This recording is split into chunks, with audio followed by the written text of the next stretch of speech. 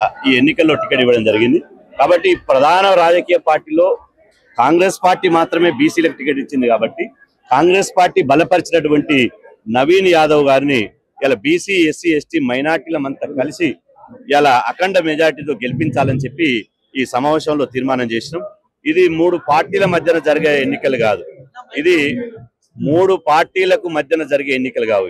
ఆధిపత్య కులాలకు ఆత్మగౌరవ బిడ్డలకు మధ్యన జరిగే ఎన్నికలు, ధర్మానికి అధర్మానికి మధ్యన జరిగే ఎన్నికలు. ఈ ఎన్నికలు తెలంగాణ రాష్ట్రంలో రాజకీయాలకు ఒక మలుపు లాంటిది. తెలంగాణ రాష్ట్రంలో నవీన్ యాదవ్ను గెలిపించడం ద్వారా తెలంగాణ రాష్ట్రంలో ఇలా బీసీల రాజకీయ అధికారానికి పునాదులు ఏర్పడతాయి. ఇలా తెలంగాణ రాష్ట్రంలో 60% ఉన్నటువంటి బీసీలు 19 మంది మాత్రమే ఎమ్మెల్యేలు ఉన్నారు.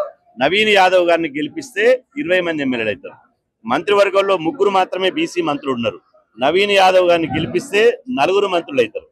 అదేవిధంగా రేపు 2025లో నవీన్ యాదవ్ గారిని గెలిపించడం మూలంగా 2025లో అన్ని పార్టీలు పోటీపడి గెలుపు గుర్రాలు అంటే ఆధిపత్య వర్గాలు కాదు, గెలుపు గుర్రాలంటే ఈ పేద కులాలు బీసీ కులాలు అని చెప్పి అన్ని పార్టీలు పోటీపడి బీసీలనే గెలుపు గుర్రాలుగా భావించి టికెట్లు ఇస్తారు.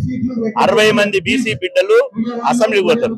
60 మంది బీసీ బిడ్డలు అసెంబ్లీకి పోతే ఇలా బీసీలకు రాజకీయ అధికారం వస్తుంది.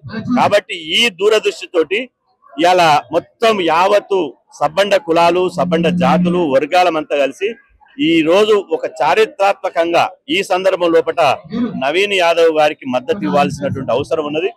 ఇవాళ ఓటు అనే ఆయుధాన్ని ఉపయోగించుకొని ఓటు చైతన్యం ద్వారా బీసీ ఎస్సీ ఎస్టీల రాజకీయ చైతన్యాన్ని ప్రదర్శించాల్సినటువంటి సమయం వచ్చింది.